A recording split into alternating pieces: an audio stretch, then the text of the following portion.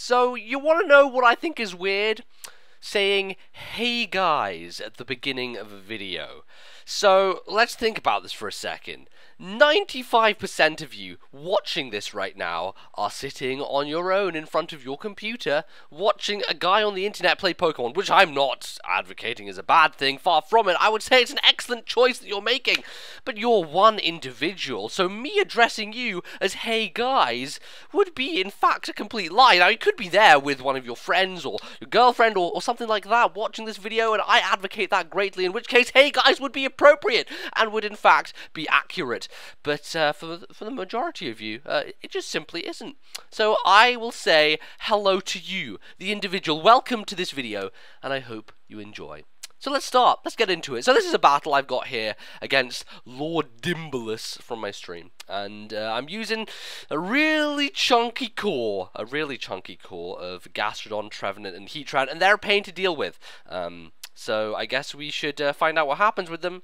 Let's jump straight into the game. Alrighty, so I am using Focus Sash Mamoswine as a lead because, you know, there are so little things that get Stealth Rock. Of course, with Pokebank coming out, that is going to extend our options here, but for the time being, we only have a few things. Mamoswine being one of the premier Stealth Rock setter-uppers, and that's why I'm going to be leading with it. Now, he leads with Ditto, which is kind of a pain, because it's going to be Choice Scarfed, and it's going to turn into me, and it's going to try and hit me with moves. Fortunately, though, he goes for Icicle Spear. I'm not quite sure if he forgot about Thick Fat, or if that wasn't even a thing he was considering, but he goes for that instead of Earthquake, which I would have thought much preferable, and it's not going to do anything to me. It's really going to do hardly anything, and the fact that he's Choice Scarf means that he's locked into it, so if he wants to keep chucking away at me with Ice Spears, be my guest, because I don't care. I'm going to get my Stealth Rock up for free, essentially, and go for an Earthquake to deal heavy damage to this Ditto Mamoswine, whatever it is. It'll be something else when it comes back in, but it's going to switch now, and me being a half-decent kind of smart cookie, I'm not going to go for the Earthquake again, because that's just stupid when they're at such low HP. I'm going to opt to go for the Icicle Spear, knowing that it would kill the Mamoswine regardless, and if he opted to switch into something like this Mandibuzz to immune the Earthquake, yeah, to just fucking fly out the way of the Earthquake, I'd smash it, and that's exactly what happens. Smash it with the Icicle Spear, do a just over 75%, and easily will be able to finish off with another couple at the bare minimum, and that is what I do. Finish Mandibuzz off, which is fantastic. Mandibuzz is a pain. No longer do I have to worry about it defogging. No longer do I have to worry about it knockoffing. Great, it's out of the picture and gone. So now we have to deal with Greninja. Greninja's a pain in the ass, and I think partially the reason I made a Gastrodon was so that I could deal with Greninja. You know, HP Grass varieties aren't running around really anywhere in Wi-Fi because it's so hard to get them. So I'm not afraid of that, and I'm going to go into it. I'm fully specially defensive, max in the HP and Spec D, and I'm going to take Dark Pulse absolutely wonderfully. Gastrodon, such a pain in the ass to deal with, but when it comes to threats like Greninja, it is an invaluable asset to teams such as mine. So I'm going to stay in here and go for a Toxic, either thinking he is going to continually try and stay in and Dark Pulse me, which wouldn't be the best of ideas because I can recover off that damage anyway, or switch into something more defensive, and on that side, getting something defensive poisoned is very nice because it means that over time it is not going to be able to stay in for long. Trevenant isn't the best thing to poison because of course it has the ability Natural Cure if you opt for that. It alternatively has Harvest, which some of them are running. I don't know which one this is. You know, it could be Resto Chesto with a Harvest. Honestly, no idea at this point, but you know, it's good to apply the pressure. It's good to at least get the Toxic there because it means that you can't maintain him staying in for a long period of time.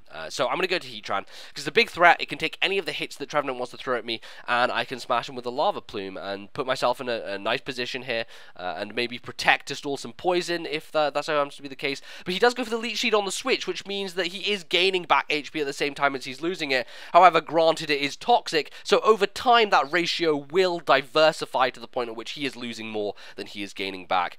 But honestly, I don't want to stay in. I think I can go into my own Trevenant and stall just as efficiently, if not better, than with Heatran, because I'm able to do protecting and stuff like that. But he ends up running Phantom Force, the same as my set, I guess. He may be running a very similar one to me, which I don't think is a good play here. And, you know, he's not really taking advantage of, if he had natural cure at all, and if he has, you know, a lumberry, he wouldn't have a lumberry because he would have healed himself. If he had like a chesto berry, I would have recommended him sleeping by this point, but no, he's really just wasting turns, and in essence he's doing my job for me by letting the Trevenant die to poison, just quicker and quicker. It's going down, the HP's just draining away, and at this point, as I go back into Heatran to take the Shadow Force, because I don't want to stay in Trevenant to deal that damage, it doesn't do a huge amount, but this is a little bit of a problem with this core, is because Ghost is so prevalent and Ghost is such a pain in the ass to deal with. I don't have any resist to it on this team, which kind of sucks, but you know, that's just the deal with Steel losing its resistance, so there you go.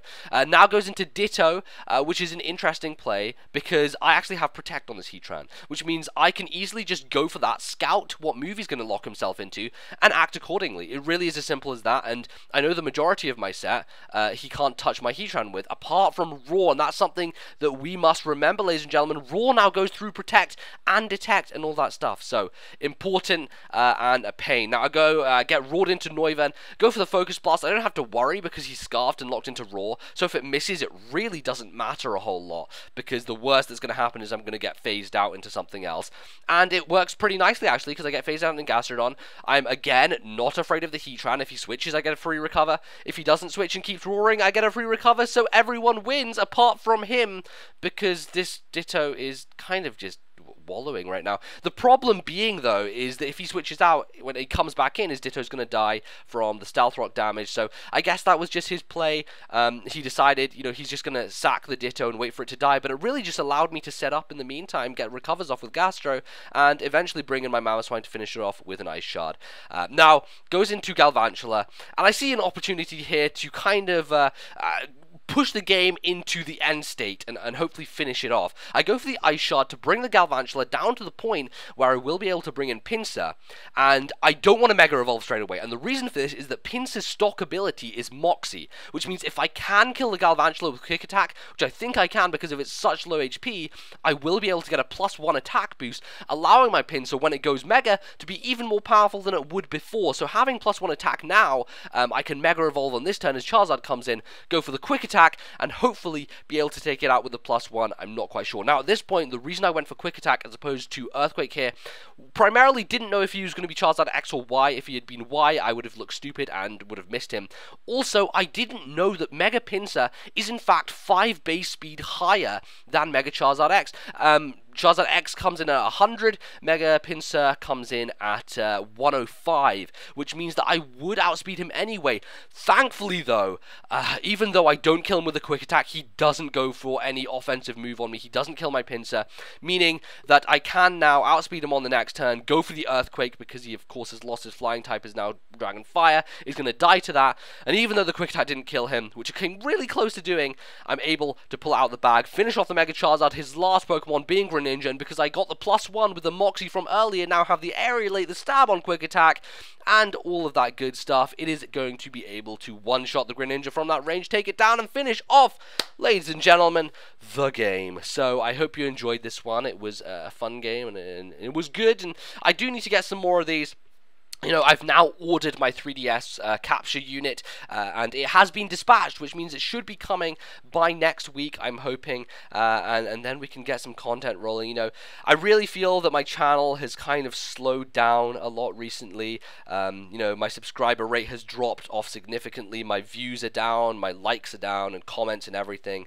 So, I really would appreciate it if you guys took the time, if you could, to let me know that you're still enjoying my content. Leave a comment down below, and it would really invigorate me and motivate me more, because I'm kind of, I don't know, it kind of sucks. My channel's not growing as much as it has in the past, and I'd like to continue the upward momentum. So leave a like if you enjoyed, that really would be appreciated, and let me know what you think in the comments, and hopefully we'll be back with a vengeance soon, but until then, thank you very much for watching, and I'll see you guys in the next video.